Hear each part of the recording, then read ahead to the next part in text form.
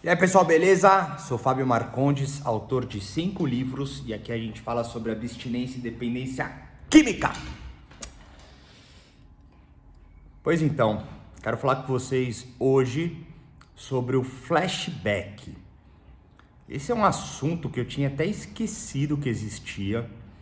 Eu acabei conversando sobre isso e, poxa, eu achei interessante porque realmente é algo que existe, né? Ou pode existir no universo da drogadição.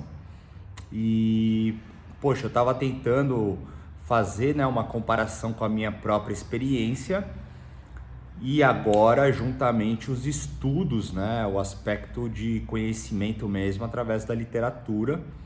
E eu acabei procurando, me aprofundando um pouquinho e eu encontrei coisas interessantes. Então eu trouxe aqui para a gente conversar porque isso realmente acontece para alguns e às vezes pode ser muito ruim, sabe? Mas existem muitas formas de compreender isso e principalmente reconhecer as diferenças entre ser de fato um flashback ou qualquer outra coisa.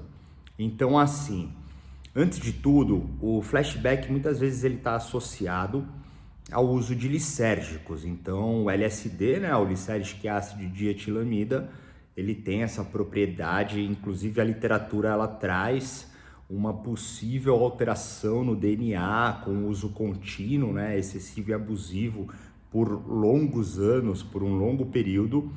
Ele pode ter aí uma alteração de aspecto químico, fisiológico, neurológico e etc. Mas não é uma regra, não é de toda verdade e não é em todo mundo que isso acontece e também não seria unicamente por causa do LSD. Todos os produtos, as substâncias lisérgicas ou psicodélicas com uso abusivo e excessivo por um longo período pode trazer algum tipo de sequela, pode gerar ali uma reprogramação, uma, sei lá, alteração de sentidos que vai fazer então com que você tenha uma nova reação e experiência na sua vida. Então, assim, o que acontece, né, sendo um pouco mais prático e mais claro, vamos colocar alguns exemplos para poder ficar um pouco mais compreensivo. Uma pessoa que passou a sua adolescência e a fase adulta usando muito o LSD, chá de cogumelo, mescalina, cara, todos os produtos, né, as substâncias lisérgicas. Obviamente essa pessoa não usava só LSD, é difícil ter alguém que só use LSD. Essas drogas, elas muitas vezes são cruzadas, então não é uma regra também, mas muito comum ter alguém que ama fumar maconha, gosta da sensação da maconha, também gosta de LSD, de cogumelo e aquele que tem uma predisposição ao vício muito forte no final vai estar fumando pedra, fumando crack.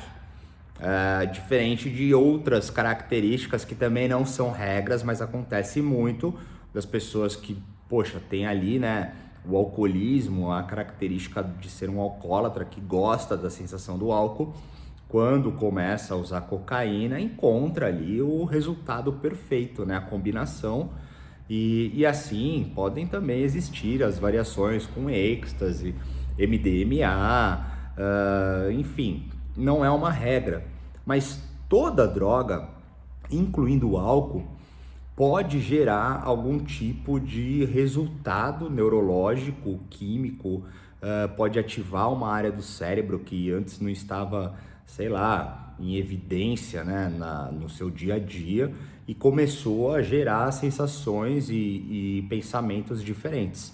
Porque o álcool e a droga, né, colocando o álcool como um todo, ele aciona muitas vezes coisas que estavam ali adormecidas, entre aspas.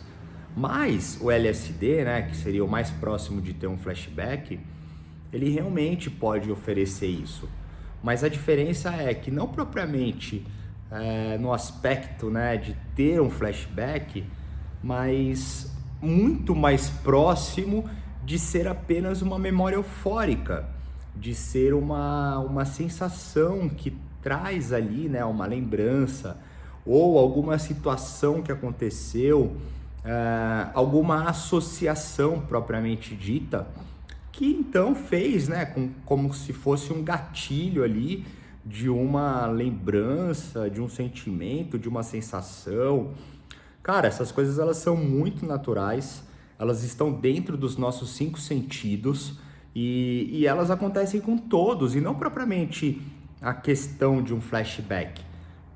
Basta ver, para um pouquinho e pensa, poxa, você hoje é adulto, sabe, e tá andando pela rua, passou em frente a um restaurante e sentiu um perfume ali de um prato sendo feito, de uma receita, de um tempero, seja lá o que for, e lembrou de, sei lá, sua avó cozinhando, e nossa, era o mesmo cheirinho da comida que ela fazia. E aí você lembra dela, a roupa que usava, a música que tinha, lembra da casa, lembra do cachorrinho que tinha. Cara, você dá um salto entre o tempo, você vai lá atrás e lembra de tudo. A sua boca vai salivar lembrando daquilo. Você vai ficar, sabe, emocionado com aquilo. Ou seja, você tá tendo um flashback? Não. Você tá lembrando, cara. Os sentidos resgataram ali alguma coisa que estava de repente guardada no inconsciente, em qualquer, sei lá, coisa sua, né? Pra gente não deixar também totalmente técnica essa conversa, e fez com que você lembrasse. Então isso não é um flashback, isso é uma lembrança. Tudo bem, pode usar o nome flashback, que seja a tradução simples do nome flashback, pode ser isso também, mas ela não está ligada à questão da droga. Isso uma pessoa que nunca usou droga pode ter. Então é interessante entender e fazer esse tipo de relação, porque ele pode trazer um pouco de conforto quando você, deixando entre aspas, né, tiver um flashback. Porque isso vai acontecer. Eu tive isso muito e eu tenho até hoje, não propriamente no aspecto da droga, mas no aspecto da lembrança, dos sentidos, dessa memória eufórica, dessa associação. E isso é muito comum. Mas é muito pra gente começar a encerrar essa conversa, né? Porque ela também não precisa ficar tão longa. Mas assim, a grande perturbação para quem está parando com o uso de álcool e drogas e fez uso, né, de muitos lisérgicos, é de fato ter esse jargão, né, de puta que pariu, tô tendo um flashback. Não seria um jargão, né? Esse dito comum que existe no universo das drogas, e ele pode acontecer. Só que ele existe um período para que de fato esteja com a substância no organismo, gerando então essa possibilidade do flashback. A literatura, alguns estudos, as pesquisas mostram que depois de 5 anos abstêmio, sem nenhum lapso, nenhuma recaída ou volta ao uso, uma abstinência continuada de 5 anos, o organismo elimina por completo qualquer substância. Obviamente, existem casos diferentes, não tem como dizer que isso seja um determinante, uma regra, até porque cada organismo reage de um jeito. Por mais que a medicina, a ciência, a tecnologia, os estudos, eles avancem, existe a individualidade, existe o singular de uma pessoa que pode ter um resultado diferente. Então, não é uma regra. Mas a perturbação para quem está iniciando um processo de recuperação ou continuando um processo de abstinência, ele sempre volta nisso. Até porque, para a gente fazer um parênteses aqui, o universo da drogadição, ele é muito subjetivo. A gente abre uma porta assim entre as dimensões, entre as sensações, entre os conhecimentos, até mesmo as fantasias, as ilusões, enfim, quaisquer coisas que alterem a sanidade, a lucidez, junto aspectos muito subjetivos que entram num âmbito esotérico, místico, um mistério, né, sobre as questões transcendentais, mediúnicas, espirituais. Então, assim, até porque, né, para a gente fechar esse parênteses também, essas substâncias que hoje são utilizadas com o título de droga, elas muitas vezes foram extraídas da natureza e antigamente elas eram utilizadas em rituais de comunicação entre o homem, a terra e o plano celeste, vamos colocar assim. Então é algo que provoca mesmo, que induz, conduz, desperta, aciona, desperta, né, no aspecto de ter algo adormecido e então ser revelado, seja isso real ou não. E, poxa vida, quando a gente então começa a entender que tá ali vivendo uma experiência que, porra, transcende todas as realidades que nós temos e vamos para um universo surreal, cara, aquilo vai ser perturbador em algum momento. Para alguns vai ser um êxtase, um prazer infinito, um alcance infinito, mas para muitos aquilo vai ser uma tortura. Até porque se você habitar aos céus, você também poderá habitar aos infernos. E essas são as grandes questões do uso de drogas, porque são aberturas no aspecto subjetivo que farão com que você acesse então esses dois polares, colocando nessa questão um pouco mais próxima do que temos de conhecimento. Mas eu me estendi muito, né? Vamos voltar aqui ao simples, porque tratando-se do processo de recuperação, a pessoa que está passando ali por esse nível de abstinência vai ter um monte de sensação, ele vai ter um apego àquilo que ele vivia, ele vai ter uma resistência àquilo que ele acreditava, ele vai ter muitas coisas que vão ser confundidas com a realidade, até porque essa pessoa criou uma outra realidade em cima dessas sensações da droga. E tratando-se de um lisérgico, tratando-se de um psicodélico também, por que não? O flashback ele vai existir nessa reinvenção, nessa reprogramação deste momento dele então abstêmio, e não propriamente seja um flashback. Vamos colocar para a gente fechar essa conversa entendendo que talvez durante esses 5 anos ele possa ter sim uma experiência, mas não necessariamente seja um flashback por completo e possa ser alguma associação do momento, algum gatilho que lembrou ele o que vivia, uma memória eufórica. E mais do que isso, todas essas coisas elas podem estar atreladas mesmo, sabe, atribuídas às questões das nossas neuroses, que são comuns em toda a personalidade. E também não distante, né? Elas podem estar cruzadas com uma série de transtornos. Então, assim, a caminhada da recuperação, ela transita por muitos períodos. E existem os períodos em que a ansiedade vai ficar muito alta, uma alteração de humor constante. Então, vai de um espectro para o outro, sabe?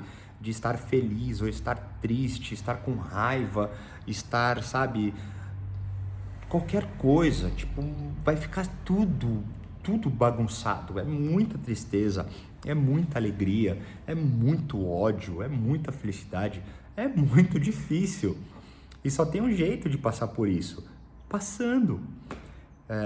Obviamente, né, poxa, se tá entrando num quadro, num estado de depressão, de tristeza profunda, melancolia, pensamentos suicidas, alucinações reais, né? Poxa, de repente tá vendo espírito, sentindo presenças de extraterrestre, de monstros, demônios, ou também presenças angelicais, celestes, mestres iluminados, ascensionados, ou perdeu a sensação da realidade, sente muito calafrio, crises de pânico. Cara, todas essas coisas que não entrariam num aspecto de esquizofrenia, psicopatia, mas que podem estar ali passando por um processo muito comum da ausência da droga, principalmente de um lisérgico / psicodélico muito forte, e que merece uma atenção, sabe? E existem diversos profissionais. Eu não vou entrar aqui num âmbito totalmente místico, mas é importante ter como base e alicerce a sequência de atenção profissional, onde, dependendo do que você está sentindo, procurar então um médico, psiquiatra, para entender o que está acontecendo, fazer um trabalho terapêutico com um psicólogo, se você quiser se aprofundar mais, fazer um trabalho de psicanálise para ter um autoconhecimento. Poxa, se você tem alguma identificação religiosa, conhece alguém que é muito sério, que respeita e que faz distinção entre as coisas, vai então conversar com essa pessoa, de repente liberar um pouco mais de aspectos hormonais, né? Ativar endorfina, dopamina, ocitocina, serotonina, adrenalina, enfim, todos os aspectos que muitas vezes o esporte oferece pra gente. Então, assim, é importante entender quais serão as respostas que serão favoráveis a essa passagem mesmo que é perturbadora em relação ao uso de álcool e drogas nesses níveis de sensações, de, enfim, experiências que transcende a relação da nossa realidade e que a droga faz com que a gente acabe habitando nisso e depois fica confuso. Então a importância dessa conversa é para aquela pessoa que está tendo alguma experiência, possivelmente de um flashback, não ficar assustada. Existe também um grande medo, né, de ficar louco para sempre. Existem as histórias das pessoas que usaram, sei lá, determinadas drogas e não voltaram, né? Então, poxa, existem muitas coisas que são realmente fodas com o uso de álcool e droga, sabe? E elas exigem esse nível de respeito e seriedade. Então, procure ajuda. Procure ajuda se você estiver passando alguma coisa desse tipo. Talvez as pessoas que não usaram álcool e droga ou não chegaram nesse nível jamais vão entender o que é isso. Mas se você já usou álcool e droga e chegou nesse nível, você sabe que pode acontecer. E só você vai saber a dor e o desespero que é ter esse tipo de sensação. Mas esse tipo de sensação não necessariamente seja um desequilíbrio mediúnico, espiritual ou alguma sequela neurológica irreversível, ou também não o aspecto de estar com flashback para o resto da vida, ou já de não ter como distinguir a realidade. São várias questões de um processo natural e que aos poucos, mantendo a abstinência, se dedicando em coisas que são saudáveis, reais, plenas, amorosas, a sua sanidade ela vai voltar. A lucidez vai ser habitada. Você vai ter serenidade, você vai conseguir ter discernimento, distinguir as coisas. Porque a nossa mente ela é assim. Ela é fantasiosa, ela é alegórica, ela é imaginativa e a droga faz com que tudo isso aumente. Então, muitas vezes, são só memórias eufóricas, são lembranças e isso não necessariamente precisa te fazer mal. O que não pode é continuar com isso e tentar, enfim, sei lá, achar que não tem mais jeito. Tem jeito, cara. Existem profissionais excelentes, existem muitas coisas boas. Você precisa saber com qual tipo de linha você vai se identificar e qual vai ser a maneira que vai funcionar para você. Então, fica essa conversa sobre esse assunto que é muito interessante. Eu tinha até esquecido que existia. Hoje eu tenho memórias eufóricas, associações, mas não são mais perturbadoras. Eu consegui me entender com todos esses aspectos que eu mencionei aqui. E hoje eu consigo ter uma vida lúcida, serena, com dias difíceis, com dias bons, dias tristes, dias felizes, enfim. Mas dentro de uma sanidade, dentro de, enfim, um autoconhecimento singular e um conhecimento coletivo que pelo menos me faz estar bem e me faz sentir parte de um todo, ok? Então fica aí essa conversa hoje sobre esse assunto que é muito interessante. Espero que pelo menos eu tenha trazido um pouco de esclarecimento ou feito aí despertar algum tipo de, sei lá, percepção diferente. E fechamos por aqui. Se quiser falar comigo, tem os meus contatos. Se Se quiser mandar uma pergunta, uma sugestão, fica à vontade. Valeu!